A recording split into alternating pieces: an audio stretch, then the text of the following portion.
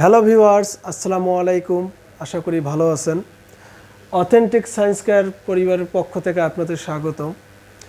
তো আমরা বরাবরই মতো অথেন্টিক সায়েন্স কেয়ারে বিজ্ঞান সম্পর্কে খুবই গুরুত্বপূর্ণ বিষয়গুলো নিয়ে আলোচনা করি। এখন আমি বলে নেই কেন আপনারা আমার এই অথেন্টিক সায়েন্স কেয়ারে ভিডিওগুলো দেখবেন বা এখানে দেখে আপনার লাভ কী বা কী ধরনের উপকৃত হবেন। আসলে এই অথেন্টিক সায়েন্স কেয়ার নামে ফেসবুকে আমার একটি গ্রুপও রয়েছে।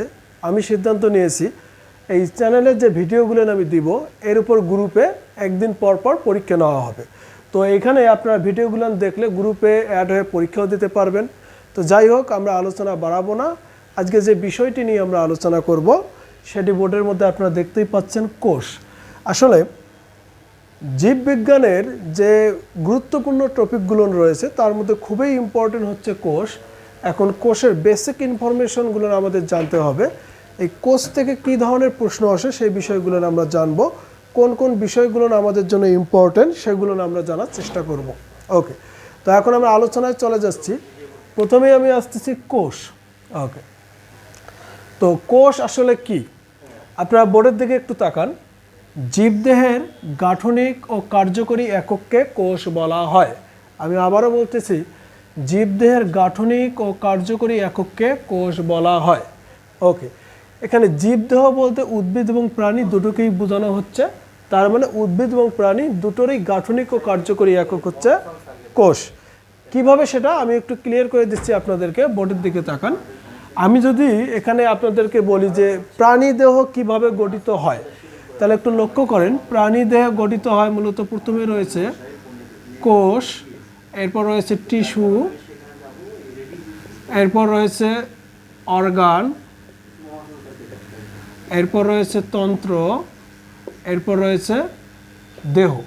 এটা হচ্ছে প্রাণী দেহের গঠন। এখন উদ্ভিদ দেহের গঠনটা কি আমরা একটু দেখে নেই। কোষ, টিস্যু এবং দেহ। তো ভিউয়ার্স, এখানে একটু লক্ষ্য করেন। প্রাণী দেহ গঠিত হয়েছে প্রথমে কোষ, কোষ একত্রিত হয়েছে টিস্যু, টিস্যু একত্রিত হয়েছে অর্গান, অর্গান একত্রিত হয়েছে তন্ত্র, যেমন পরিপাকতন্ত্র, পৌষ্টিকতন্ত্র, এরপর হয়েছে দেহ। এবং উদ্ভিদ গঠিত হয়েছে কোষ একত্রিত হয়ে টিস্যু, টিস্যু একত্রিত হয়ে দেহ। তো আমরা এখান থেকে যেটা দেখতে পাচ্ছি যে উদ্ভিদ এবং প্রাণী দুটোরই কিন্তু কি গাঠনিক ও কার্যকরী একক হচ্ছে কোষ। এই কারণে বলা হয়েছে জীবদেহের গাঠনিক ও কার্যকরী একক হচ্ছে কোষ। ওকে, তো কোষের আবিষ্কারককে, এই প্রশ্নটি অনেকবার পরীক্ষার মধ্যে এসেছে, খুবই ইম্পর্টেন্ট। তো আপনারা বোর্ডে দেখতেই পাচ্ছেন, কোষ আবিষ্কার করেন বিজ্ঞানী রবার্ট হুক 1665 সালে। আমি আবারও বলতেছি, কোষ আবিষ্কার করেন বিজ্ঞানী রবার্ট হুক 1665 সালে। ওকে, এখন এখান থেকে কিছু বেসিক ইনফরমেশন আছে যে প্রশ্নগুলো বরাবরই পরীক্ষার মধ্যে আসে। আসলে লিওন হুক হচ্ছে ব্যাকটেরিয়া এবং অণুবীক্ষণ যন্ত্রের আবিষ্কারক। ওকে, তো পৃথিবীতে সবথেকে বড় কোষ কি এটা অনেকেই জানেন আপনারা। পৃথিবীর সবথেকে বড় কোষ হচ্ছে উট পাখির ডিম। অনেকেই দেখেছেনও, দেখতে অনেকটা ফুটবলের মতো। এই উট পাখির ডিম হচ্ছে পৃথিবীর সবথেকে বড় কোষ। এখন পৃথিবীর সবথেকে ছোট কোষ কি? পৃথিবীর সবথেকে ছোট কোষ হচ্ছে মাইক্রোপ্লাজমা গ্লিসেপ্টিকাম নামক একটি ব্যাকটেরিয়া রয়েছে। এই ব্যাকটেরিয়ার দেহে যে কোষ রয়েছে এটি হচ্ছে পৃথিবীর সবথেকে ছোট কোষ। ক্লিয়ার না? তো ভিউয়ার্স, আমি এখানে বলে রাখি, আমরা পর্যায়ক্রমে কোষ সম্পর্কে আলোচনা করব। এরপর আমরা উদ্ভিদ কোষ চিত্র সহকারে জানবো, প্রাণী কোষ চিত্র সহকারে জানবো। আমরা এখন কোষের বেসিক ইনফরমেশনটা একটু জেনে নিচ্ছি। ওকে, তাহলে আমরা জানলাম পৃথিবীতে সবথেকে বড় কোষ হচ্ছে উট পাখির ডিম এবং পৃথিবীতে সবথেকে ছোট কোষ হচ্ছে মাইক্রোপ্লাজমা গ্লিসেপ্টিকাম নামক ব্যাকটেরিয়ার দেহে যে কোষ থাকে সেটি। ওকে, এখন প্রশ্ন হতে পারে মানব দেহের সবথেকে বড় কোষ কোনটি, মানব দেহের সবথেকে ছোট কোষ কোনটি, বা মানব দেহের সবথেকে দীর্ঘ কোষ বা লম্বা কোষ কোনটি। ওকে, এখন মানব দেহ কথাটি যদি পরীক্ষার মধ্যে উল্লেখ থাকে তাহলে মাথায় রাখবেন মানব দেহের সবথেকে বড় কোষ হচ্ছে ডিম্বাণু। তো আপনারা অনেকেই বুঝতে পারতেছেন ডিম্বাণুটা আসলে কি, আর না বুঝলেও তেমন সমস্যা নেই। আমরা পরবর্তীতে ডিম্বাণু এবং শুক্রাণু সম্পর্কে আলোচনা করব। এখন মানবদেহের সবথেকে ছোট কোষ। তো ভিউয়ার্স, মানবদেহের সবথেকে ছোট কোষ হচ্ছে শ্বেত রক্তকণিকা। শ্বেতরক্ত কণিকা। ওকে, এখন যদি প্রশ্নটি এভাবে আসে মানবদেহের সবথেকে দীর্ঘ কোষ কি, তাহলে দীর্ঘ কোষ হবে স্নায়ু কোষ বা নিউরন।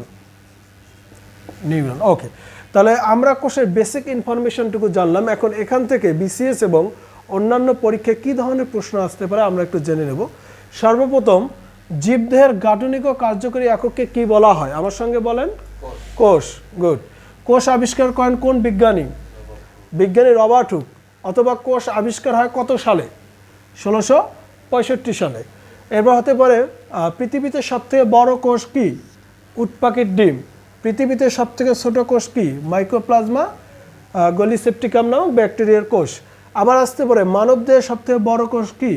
ডিম্বাণু। আবার মানবদেহের সবথেকে ছোট কোষ কি? শ্বেতরক্ত কণিকা। আবার মানবদেহের সবথেকে দীর্ঘ কোষ কি? তাহলে হবে নিউরন। এখন ভিউয়ার্স, আমরা যে বিষয়টা জানবো কোষের প্রকারভেদ। তো কোষের প্রকারভেদ অনেক প্রকার রয়েছে। কোষকে যদি আমরা প্রধানত ভাগ করি তাহলে কোষ প্রধানত হচ্ছে দুই প্রকার। একটি হচ্ছে উদ্ভিদ কোষ এবং আরেকটি হচ্ছে প্রাণী কোষ। তো আমরা জানলাম কোষ প্রধানত দুই প্রকার, উদ্ভিদ কোষ এবং প্রাণী কোষ। এখন উদ্ভিদ কোষ কি, সহজভাবে আমি আপনাদেরকে বলতেছি। উদ্ভিদ দেহ যে কোষ দ্বারা গঠিত এটাই হচ্ছে উদ্ভিদ কোষ, আর প্রাণী দেহ যে কোষ দ্বারা গঠিত এটি হচ্ছে প্রাণী কোষ। এখন বিষয় হচ্ছে এই উদ্ভিদ কোষ এবং প্রাণী কোষ সম্পর্কে আমরা পরবর্তী ভিডিওতে বিস্তারিত জানবো ইনশাআল্লাহ। তো আমরা পরবর্তী ধাপে এখন চলে যাচ্ছি। তো কোষকে আবার গাঠনিক অনুসারে কত ভাগে ভাগ করা যায় পরীক্ষার মধ্যে আসতে পারে। গঠন অনুসারে কোষ হচ্ছে দুই প্রকার, একটা হচ্ছে আদি কোষ এবং আরেকটি হচ্ছে প্রকৃত কোষ। ওকে, তো ভিউয়ার্স, এখানে বিষয়টি একটু লক্ষ্য করেন। যদি বলা হয় কোষ প্রধানত কত প্রকার, এখানেও কোষ দুই প্রকার, সেটি হচ্ছে উদ্ভিদ কোষ এবং প্রাণী কোষ। এবং যদি বলা হয় কোষ গঠন অনুসারে কত প্রকার, সেখানেও কোষ দুই প্রকার, তবে আদি কোষ এবং প্রকৃত কোষ। এখন আদি কোষ কী এবং প্রকৃত কোষ কী, বা আদি কোষের বৈশিষ্ট্য কী এবং প্রকৃত কোষের বৈশিষ্ট্য কী, এখান থেকে বিসিএস এবং অন্যান্য পরীক্ষায় ব্যাপক প্রশ্ন হয়। তো আমরা জেনে নেব কাদেরকে আমরা আদি কোষ বলবো এবং কাদেরকে আমরা প্রকৃত কোষ বলবো। তো আদি কোষ এবং প্রকৃত কোষ মনে রাখার জন্য দুটি বিষয় মাথায় রাখবেন, আমি বলে দিচ্ছি, এই দুটির বাইরে পরীক্ষা আসবে না। আদি কোষ আপনি চিনবেন, এক নম্বর বৈশিষ্ট্য এদের নিউক্লিয়াস সুগঠিত। নিউক্লিয়াস হবে সুগঠিত এবং এদের এখানে মাইটোকন্ড্রিয়া থাকবে। মাইটোকন্ড্রিয়া থাকে। তো সহজে আমরা বলবো যে কোষে নিউক্লিয়াস সুগঠিত এবং মাইটোকন্ড্রিয়া থাকে সেটাই হচ্ছে আদি কোষ। যেমন উদাহরণ যদি আমি বলি, খুবই ইম্পর্টেন্ট হচ্ছে, এর উদাহরণ হচ্ছে ব্যাকটেরিয়া, এরপর রয়েছে ইস্ট। ওকে, এ দুটো হচ্ছে আদি কোষের উদাহরণ। তাহলে আদি কোষ আমরা কাকে বলবো ভিউয়ার্স? নিউক্লিয়াস সুগঠিত থাকবে এবং কি মাইটোকন্ড্রিয়া থাকবে। আর উদাহরণ হচ্ছে ব্যাকটেরিয়া এবং ইস্ট। তাহলে প্রকৃত কোষ কি? আসলে প্রকৃত কোষ হচ্ছে আদি কোষের বিপরীত। তাহলে আমরা একটু আগে জানলাম যে আদি কোষ হচ্ছে নিউক্লিয়াস সুগঠিত থাকবে এবং মাইটোকন্ড্রিয়া থাকবে। তার মানে আমি দুঃখিত, আসলে আদি কোষের নিউক্লিয়াস সুগঠিত নয় এবং মাইটোকন্ড্রিয়া থাকে না। ভিউয়ার্স, আমি আন্তরিকভাবে দুঃখিত, আরেকবার আমি বিষয়টি ক্লিয়ার করতেছি। আদি কোষের নিউক্লিয়াস সুগঠিত থাকবে না এবং মাইটোকন্ড্রিয়া থাকে না। আর প্রকৃত কোষ হচ্ছে এর বিপরীত। প্রকৃত কোষের নিউক্লিয়াস সুগঠিত থাকবে এবং মাইটোকন্ড্রিয়া থাকবে। যেমন হচ্ছে মানব দেহ। ওকে, আমি বিষয়টি আরেকটু ক্লিয়ার করে দিচ্ছি। তাহলে গঠন অনুসারে কোষ দুই প্রকার, আদি কোষ এবং প্রকৃত কোষ। তাহলে আদি কোষ আমরা কাকে বলবো? এখানে সুগঠিত নিউক্লিয়াস থাকবে না, মাইটোকন্ড্রিয়া থাকবে না। আর প্রকৃত কোষে সুগঠিত নিউক্লিয়াস থাকবে এবং মাইটোকন্ড্রিয়া থাকবে। ওকে, আদি কোষের উদাহরণ হচ্ছে ব্যাকটেরিয়া, ইস্ট। আপনারা জানেন, আমরা অনেক আগ থেকেই পড়েছি, ব্যাকটেরিয়া হচ্ছে আদিকোষী প্রাণী। তার মানে ব্যাকটেরিয়া কেন আদিকোষী প্রাণী? ব্যাকটেরিয়া দিয়ে সুগঠিত নিউক্লিয়াস থাকে না এবং মাইটোকন্ড্রিয়া থাকে না। এখন ভিউয়ার্স, অনেকের মনে প্রশ্ন আসতে পারে যে সুগঠিত নিউক্লিয়াসটা কি? আসলে সুগঠিত নিউক্লিয়াস হচ্ছে, আপনারা জানেন নিউক্লিয়াসে অনেক অংশ থাকে, যেমন নিউক্লিয়ার মেমব্রেন, নিউক্লিওলাস, ক্রোমোজোম, এই ধরনের অনেক পার্ট থাকে। যদি নিউক্লিয়াসের সকল পার্টি উপস্থিত থাকে তাহলে এটা হবে সুগঠিত নিউক্লিয়াস, আর যদি কোনো না কোনো পার্ট মিসিং থাকে সেটা সুগঠিত নিউক্লিয়াস বলা যাবে না। ওকে, তাহলে এখান থেকে কী ধরনের প্রশ্ন আসতে পারে? তাহলে প্রথমে আসতে পারে কোষ সাধারণত কত প্রকার? 2 প্রকার, উদ্ভিদ কোষ এবং প্রাণী কোষ। আবার আসতে পারে গঠন অনুসারে কোষ কত প্রকার? 2 প্রকার, আদি কোষ এবং প্রকৃত কোষ। নিচের কোনটি আদি কোষের বৈশিষ্ট্য? সুগঠিত নিউক্লিয়াস থাকে না অথবা মাইটোকন্ড্রিয়া থাকে না। নিচের কোনটি প্রকৃত কোষের বৈশিষ্ট্য? সুগঠিত নিউক্লিয়াস থাকে অথবা মাইটোকন্ড্রিয়া থাকে। নিচের কোনটি আদিকোষী প্রাণী? ব্যাকটেরিয়া অথবা ইস্ট, এই দুটির মধ্যেই পরীক্ষায় সব থেকে এসে থাকে। আর যদি বলে নিচের কোনটি প্রকৃত কোষ, আসলে প্রকৃত কোষের উদাহরণ অনেক রয়েছে, যেমন বহুকোষী যে প্রাণীগুলো আছে অধিকাংশগুলোই প্রকৃত কোষ, যেমন মানব দেহ, এরপর হাতি, ঘোড়া যা আছে সব হচ্ছে প্রকৃত কোষ। তো ভিউয়ার্স, আবার কাজের ভিত্তিতে প্রকৃত কোষ আবার 2 প্রকার, একটা হচ্ছে দেহকোষ এবং আরেকটা হচ্ছে জনন কোষ। তাহলে কাজের ভিত্তিতে প্রকৃত কোষকে আমরা আবার কতভাবে ভাগ করেছি? 2 প্রকার, দেহকোষ এবং জনন কোষ। তাহলে দেহকোষ আমরা কাকে বলবো? যে সকল কোষ দেহ গঠনে অংশগ্রহণ করে তারাই হচ্ছে দেহকোষ, আর যে সকল কোষ প্রজননে অংশগ্রহণ করে তারা হচ্ছে জনন কোষ। আমি আবারও বলতেছি, কাজের ভিত্তিতে প্রকৃত কোষ আবার 2 প্রকার, দেহকোষ এবং জনন কোষ। তাহলে দেহকোষ আমরা কাকে বলবো? যে সকল কোষ দেহ গঠনে অংশগ্রহণ করে সেটা হচ্ছে দেহকোষ, আর যে সকল কোষ প্রজননে অংশগ্রহণ করে সেটা হচ্ছে জনন কোষ। তো ভিউয়ার্স, আজকে আমরা কোষের বেসিক ইনফরমেশনটা জানলাম।